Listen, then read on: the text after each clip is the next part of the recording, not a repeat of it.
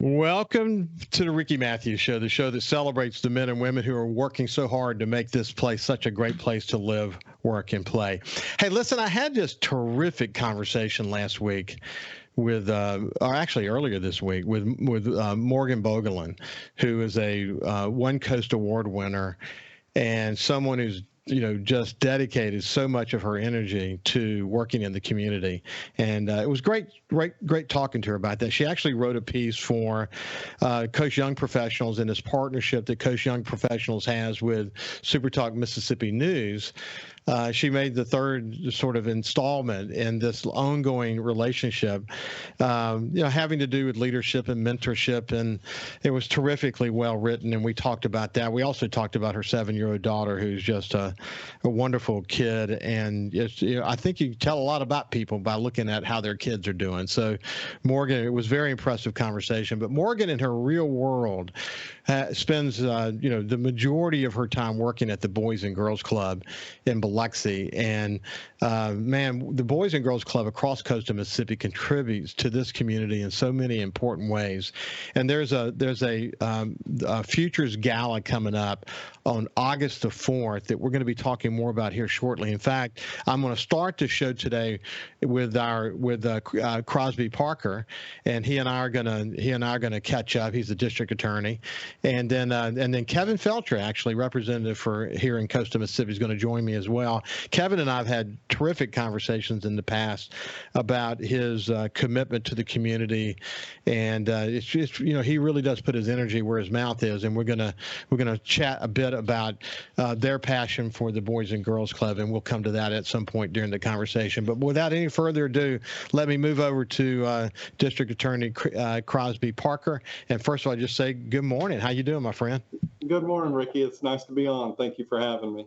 Hey, look, you and I had a great conversation the last time we visited, and we actually ended the conversation saying that we need to get together more often. So I'll say that again. We need to get together more often because you live in a dynamic world. You're involved in so many different things, but and we'll kind of dabble into what's going on in your world these days. I have actually a specific thing that I want to chat about at the very beginning, but before we go any further, why don't you give people a sense of the geography you had to say grace over, and essentially what you do in your DA's role. Absolutely. Ricky, as you know, I'm the district attorney for Harrison, Hancock, and Stone County. That means for those three counties, we handle all the felony cases that are indicted. So we handle approximately 3,500 felony cases, which is the busiest circuit court district in the state of Mississippi. So we do a lot in those three counties. We have offices in Gulfport, Biloxi, Bay St. Louis, and then up in Wiggins.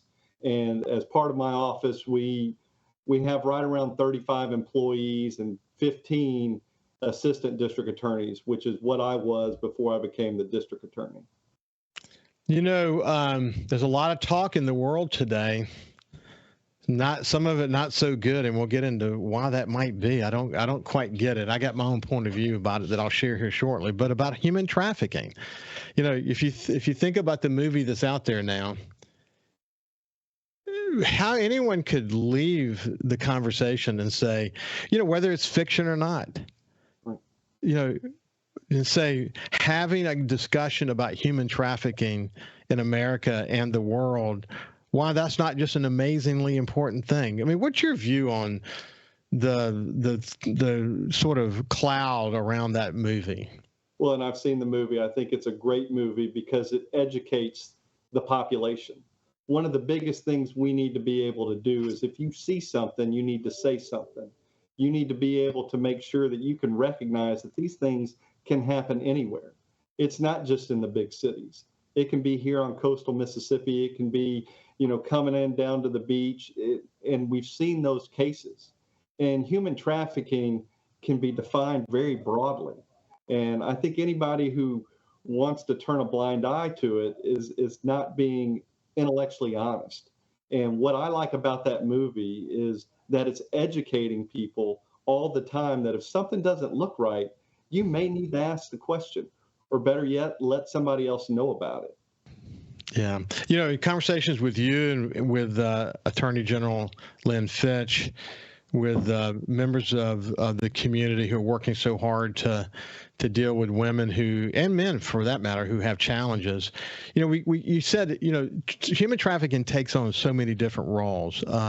What most people don't realize is that some of the most significant actually could be in your own neighborhood with someone trafficking a young child, for example. And I mean, the thought that actually would happen in a neighborhood in coastal Mississippi, but it's true, they do. And the reality is that there's actually a market for that. You know, I did a search. I want to share something with you. I actually, what I'm going to do in a second is share some of the headlines coming from this movie. But before I do that, I just did a search. And the search was human trafficking. And here are some headlines that pop up. This is one day ago, 62 arrested in Interpol human trafficking crackdown. Bozeman police arrest 18 people for allegedly patronizing a prostitute. AP, Indonesia police crackdown on traffickers who were sent. I got to click on this to get the rest of the headline. Sent 122 people to sell their kidneys in Cambodia. I mean, listen, the headlines go on from there, but like you said, it takes on different forms.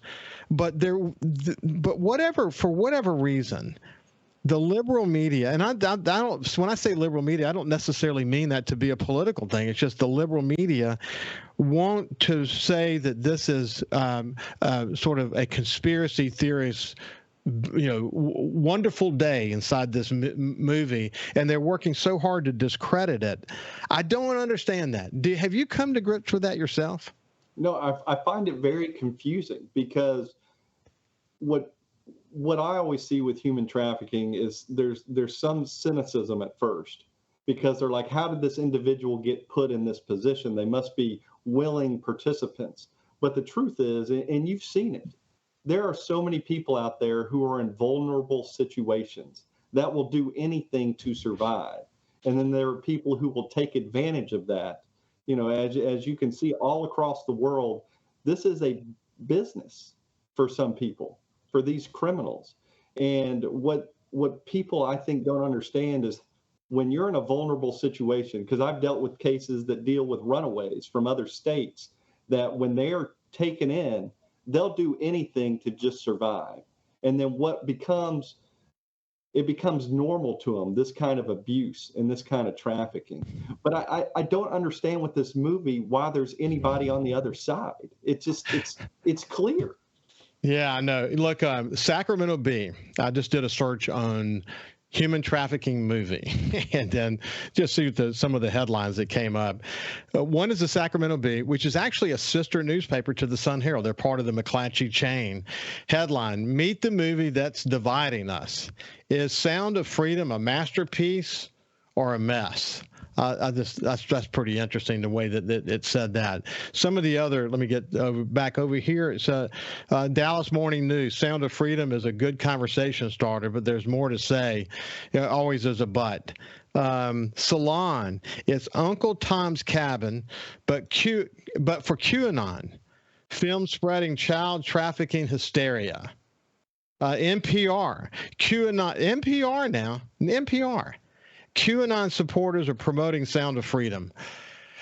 I wish we'd work less to. I mean, why can't they see the good in telling a story that brings attention to something that is real and that needs to be focused on?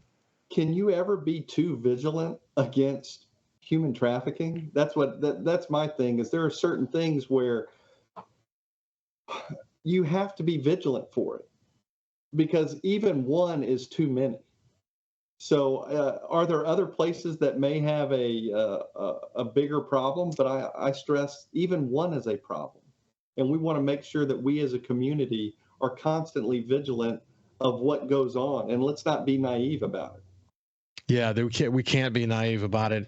If it weren't real, the state of Mississippi would not have taken incredible measures over the last few years to strengthen its human trafficking laws and its efforts to support young people, kids, and women and men who find themselves in a scenario that they need help and guidance and all of that.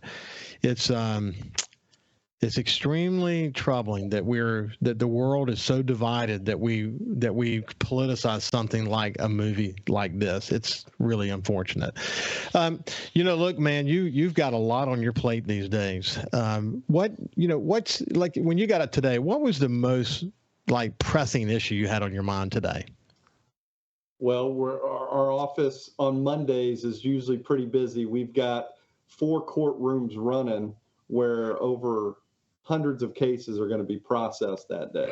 Hey, Crosby, let's do this. I didn't realize we were at the end of the segment. We'll pick it up with District Attorney Crosby here in just a minute when we come. Excuse me, Crosby Parker. Started to say Palmer because I was thinking about the Palmer House, and it almost came in there. But anyway, Crosby Parker. We'll continue the conversation on the other side.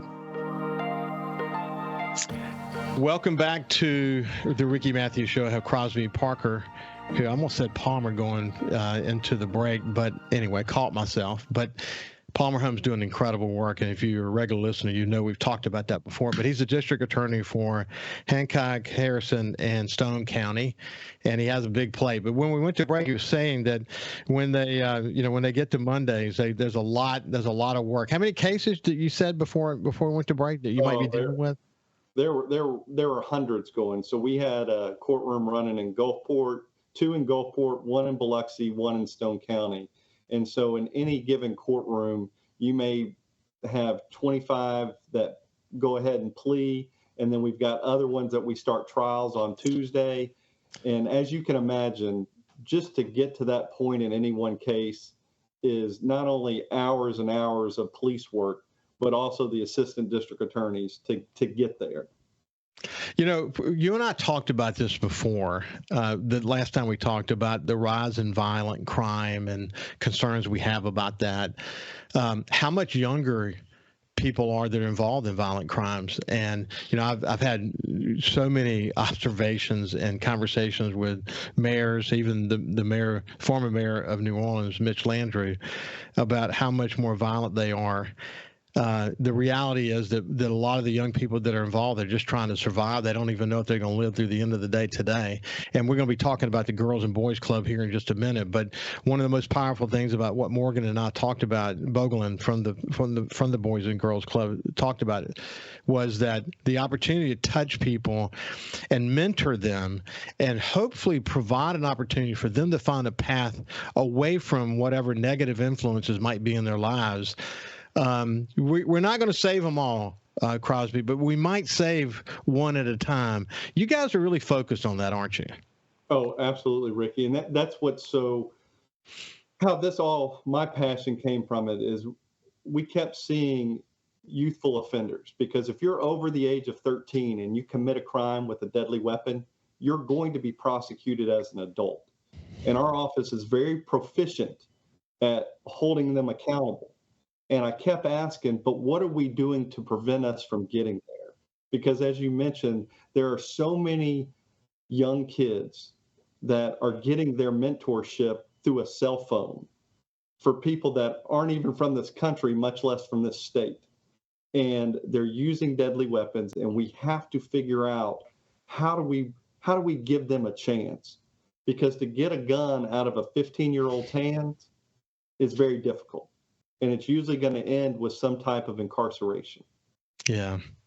It's gosh, man, it is incredible, the influences and how much the rise in violence. It's a real sign of our time.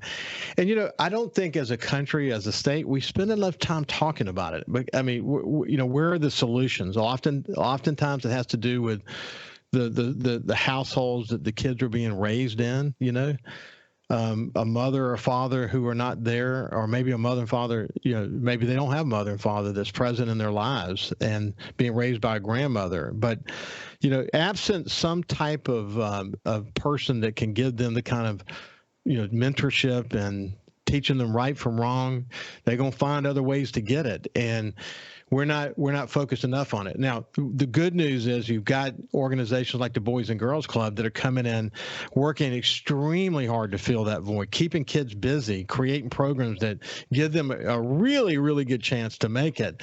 And that's got to warm your heart to know that we have opportunities to help in that way. Oh, absolutely. It's starting about 2 years ago. My wife is a speech therapist over at West Elementary in Gaston Point. And she kept telling me, hey, I'm afraid you're going to see this young child at some point.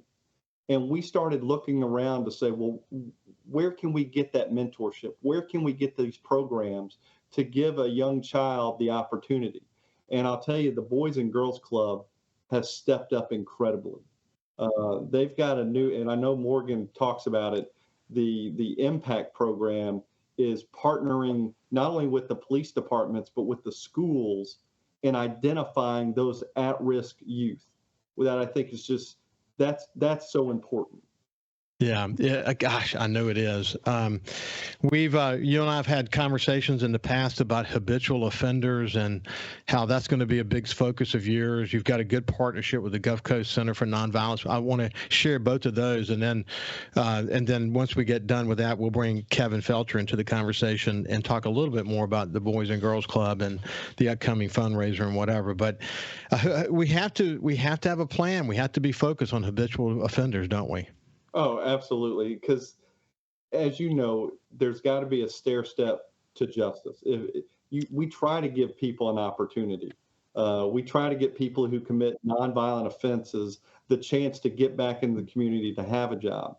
But if they continually commit crimes, you have to recognize that and you have to treat them as a habitual offender.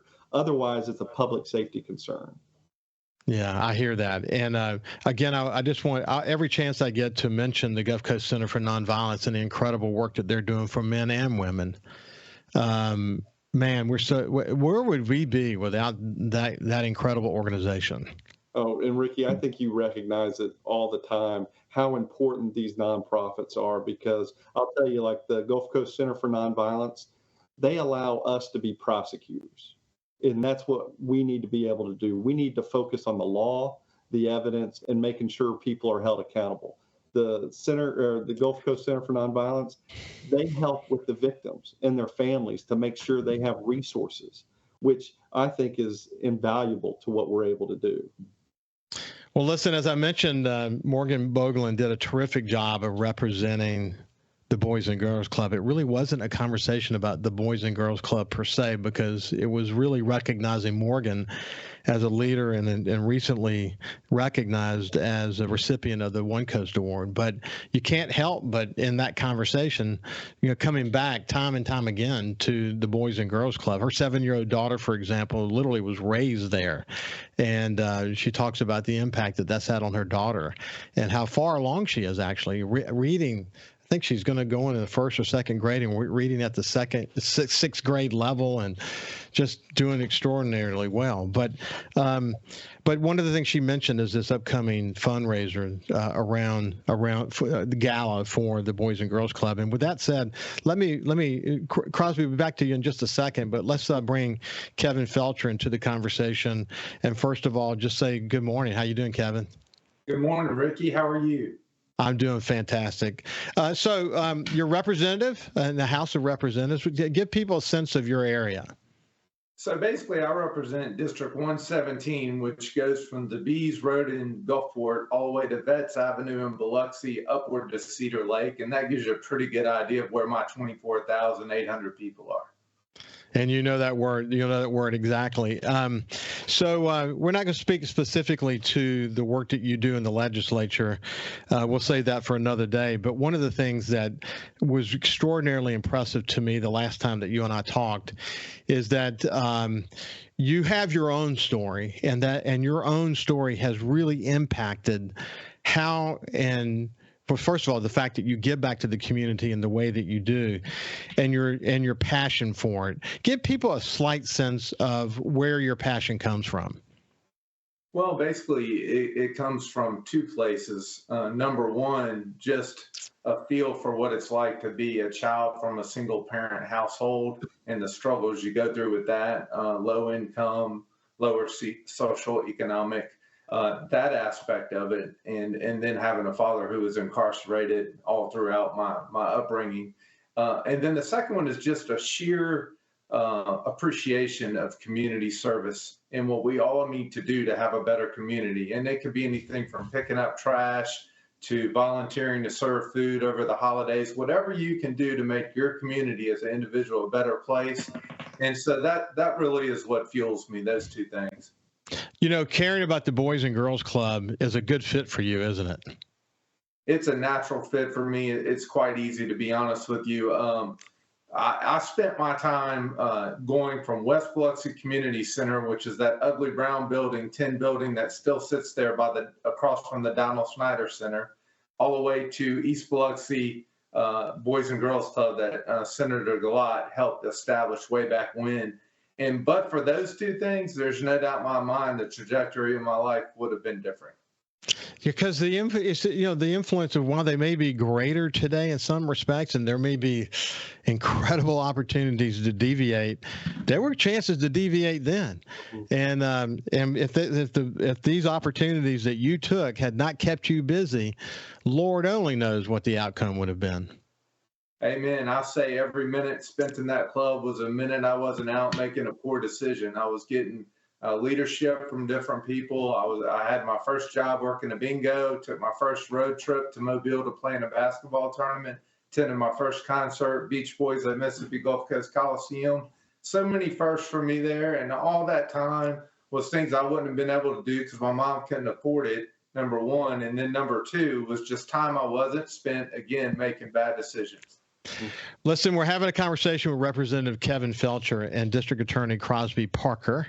And when we come back, we're going to talk very specifically about a really important gala that's coming up on August the 4th for the Boys and Girls Club. I can't tell you how important this is to them and to this community. We'll see you after this break.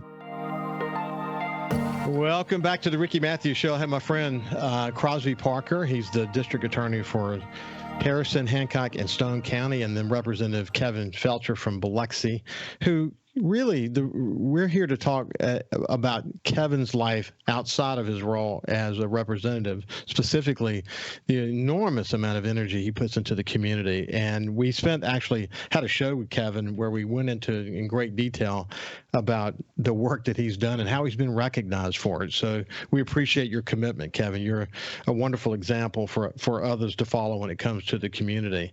So yeah, you're welcome. So Crosby, coming back to you think about the Boys and Girls Club, the Center for Nonviolence. You pointed out that on this show we celebrate nonprofits regularly, that one of the reasons why this community, the set of communities that make up coastal Mississippi, is so strong and so resilient is that, number one, we have a heart and soul second to none. When the going gets tough, we come together. And the other is that we have a nonprofit community that is incredible, and they're full of volunteers and employees that are really focused on filling gaps in the community. And, some organizations may fill the same gap, but there ain't enough gap filling that we can do. I mean, the reality is there's plenty of needs to go around. So I don't see any nonprofit ever being competitive with the other. They're all working to satisfy needs. But specifically as it relates to the Boys and Girls Club, which we keep coming back to in this conversation, because there's an important fundraiser coming up, gala coming up on August the 4th. Crosby, give me some sense of why this is important and what it's all about. Well, and as you can imagine, I get a lot of questions when it comes to youth violence, asking what can we do to help? What can we do to support? And I'm very clear, because our teachers are doing the best they can. Our police are doing the best they can. The Boys and Girls Club steps in and fills that role. It steps in there and gives these children, our most at risk to be youthful offenders, somewhere to go, something to do, and the mentorship that we need.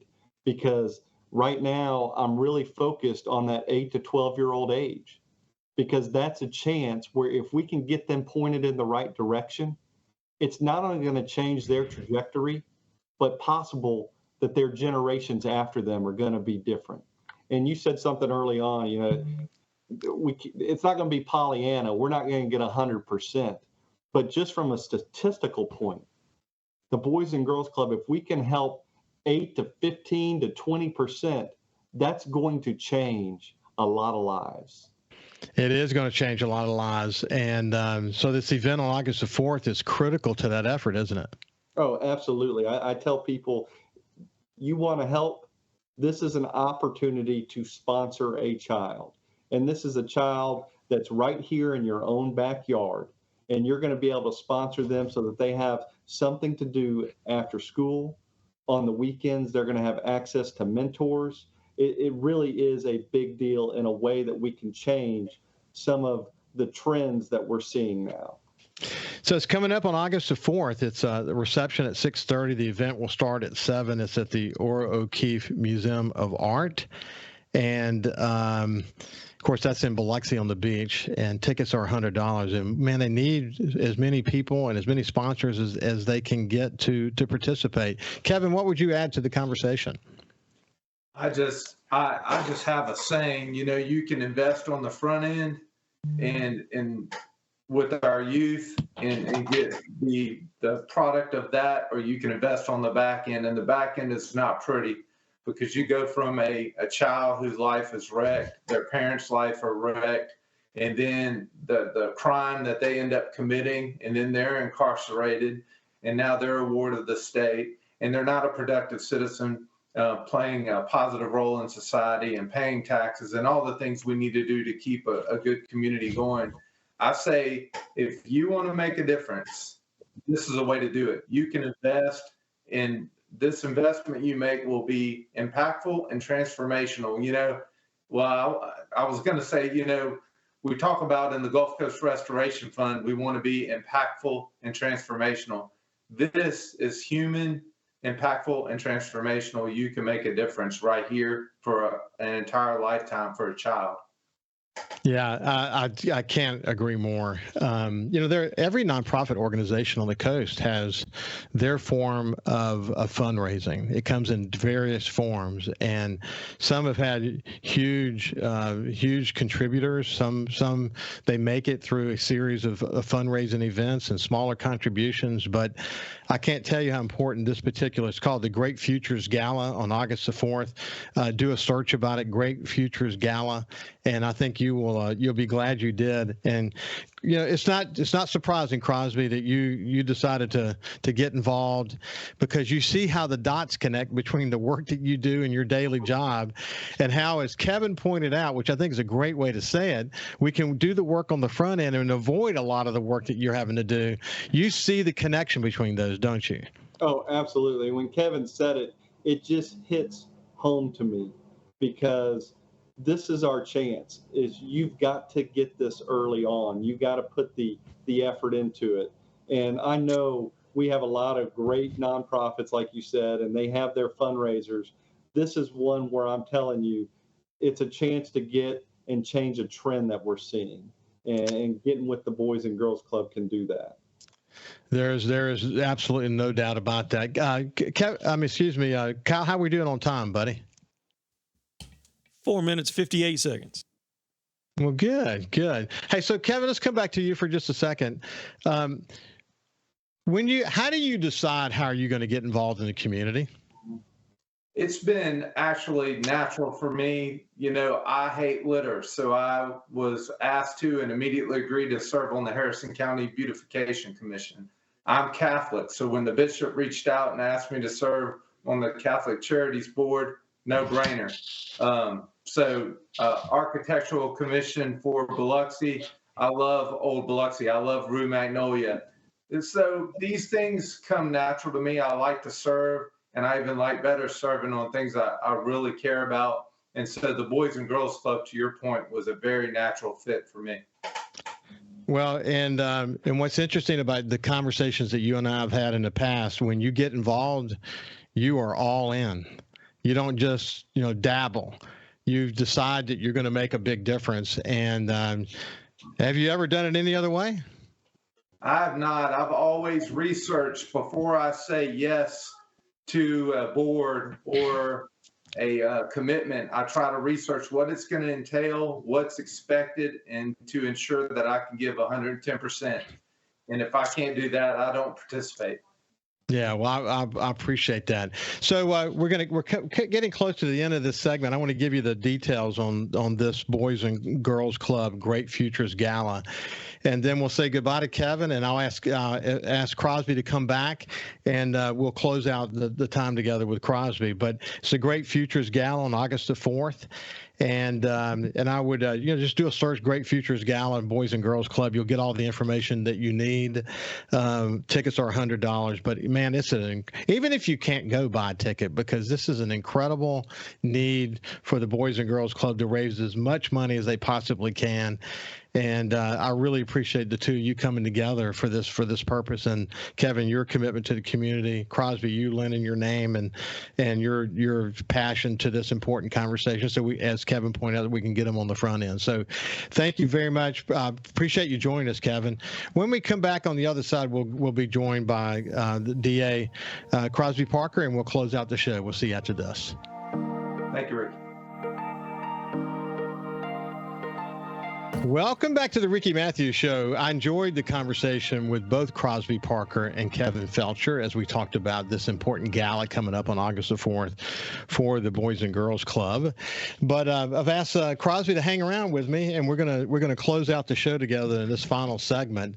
And it's always good to catch up. He and I need to get together more often. But one of the things that I remember so well when you and I talked before is that you're really focused on a victim-centered focus, and that your team, you really are focused on keeping your team together. It's important to operate as a team. So this sort of team-operated approach that you have, and the focus that you have, as you pointed out on the show before, on passionate service, all of those things are important philosophies inside your department, aren't they?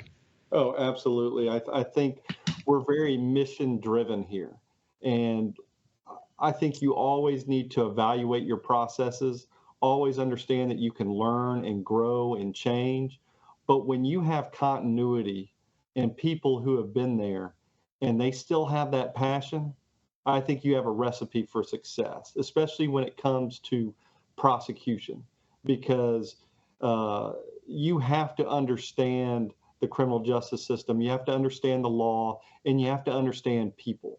And a lot of our victims, this may be their only opportunity or an only chance that they've been in the criminal justice system. And we want to make sure that we're helping them from the very beginning, when they're confused, they're scared, and they're hurt, to the very end where they may be able to get some closure that can help that healing once the case is closed out. So it's a very big deal. Well, listen, Crosby, as a district attorney who's had a lot of experience in this area, you understand that there is a tight connection between it. I think the way Kevin said that, it's better to pay on the front end. So, the opportunity to have these organizations that keep kids busy, et cetera, that's all important. But it's almost like this. We live in an ecosystem that is around crime, and, you want to do as much proactive work as you possibly can. But when you have to be reactive, you have to be reactive. And that means that you've got to be willing to come down hard when that's the thing. And you got to always put victims first, and you got to be focused on child predators and violent crime and habitual offenders and all the things that you and I talk about. But see, that's what makes a community safe. That's what, the relationship that you have with these nonprofits, the relationship you have with the law enforcement community, it's all part of an ecosystem. And I look at what's happening in other parts of the country where they sort of lost control of crime, and they've gotten soft, and I don't even know how they define their safety ecosystem, but it's got to baffle you. Look, I like to pride myself on having compassion and empathy for all people, but our role is accountability. If a crime has been committed, there has to be accountability. If there's not accountability, then like you said, there's a concern for public safety. And that's why I can show a lot of compassion to do whatever we can on the front end. But when a crime has been committed, we have to take care of the victim, and we got to hold the wrongdoer accountable. I look around the United States, and it does baffle me we take an oath as prosecutors to prosecute the law. We don't make the law. We have to prosecute it when it's been a crime or offender has taken place. But no, it does. It bothers me. And I constantly look at that to see, is it coming to Mississippi? And I'm proud to say I'm the president of the Mississippi Prosecutors Association this year. And I think we do have good DAs in the state of Mississippi. Yeah, I feel that same thing too, that there is an appreciation, even in the moment a few years ago when there was this sort of anti-law enforcement sentiment. It never really materialized here in Mississippi. And, so let's speak specifically to coastal Mississippi. There is a tremendous amount of respect from most communities for law enforcement and the role that they play, for the DA's office and the role that it plays. And it's an ecosystem. It takes a village to make a community safe. Everyone's got their roles. Everyone has to play their roles, and there's a role for the legislature to keep sort of tweaking things and closing gaps and making things tougher or less tough depending on what the situation might be. But it takes a lot of collaborating, man, a massive amount of collaborating. And you guys have done a good job at that. And it's something you got to wake up. You got to have a passion for it, or you can lose your passion. And the moment you lose your passion, you stop being effective. So, that's the reason why you have to have leadership in your office, isn't it? Oh, absolutely. And you mentioned something about our love for law enforcement down here, because I was concerned. But anytime you go outside and you really talk with people, you still feel the love of law enforcement, community, military, those things. What concerns me is when the narrative gets put out there that we have all these good young individuals that would come into law enforcement and now they're scared of it. And I'm telling you that if you don't have law enforcement, it will be filled with something else and it won't be good. Yeah. And I appreciate you and the people who are shining the light on the good things that we have in our community. Yeah, listen, I have in my conversations with police chiefs, I have extensive discussions about the way the role of law enforcement has changed so dramatically. You almost have to be a sort of an amateur lawyer to be a good law enforcement. The days of, giving them a good talking to, giving them a gun in a car and turning them loose, those days are over. And, there's a tremendous amount of work going on in the psychology of de-escalation and how to do things legally. And, so many people are out to sort of disrupt their work and disrupt their world. And, not just anyone can be a patrolman anymore. Not just anyone can work in law enforcement anymore. And it makes it harder to recruit. And then you add the negativity to it and it makes it even worse. But let's just hope that on the coast, there's not a level of negativity that we're adding to it, that if anything, we're adding an air of an appreciation to it, and that we are focused on celebrating them and honoring them for the work that they do to keep us safe, that they're a critical part of this ecosystem, and that by talking about it, by sharing what you and I are talking about today, maybe we encourage someone to put their name in a hat that otherwise might not have done it, and they can be part of these great teams that exist all along the coast and in the counties that make up coastal Mississippi. We're lucky to have them, aren't we, my friend? Absolutely, and I'm proud to be a partner with them. And people always want to say they're constantly looking at their training. They're constantly trying to get better at what they do to change with what we see day in and day out. And like you said, a lot of times you got to get your reps, and we got to make sure that we're giving the training that they need to be able to go out there in the community and do their jobs. Well, Crosby, it's been a pleasure to spend some time with you again. We'll get you back more regularly, but this has been the DA for Harrison, Hancock, and Stone counties. And by the way, go do your search on Great Futures Gala, August the 4th for the Girls and Boys Club of the Gulf Coast. We really need every investment we can get for the Boys and Girls Club. You understand why if you listen to this show. Anyway, have a great day, my friend. All right. Thank you, Ricky. I appreciate it. It's been a pleasure. Have a great day, and we will see you tomorrow.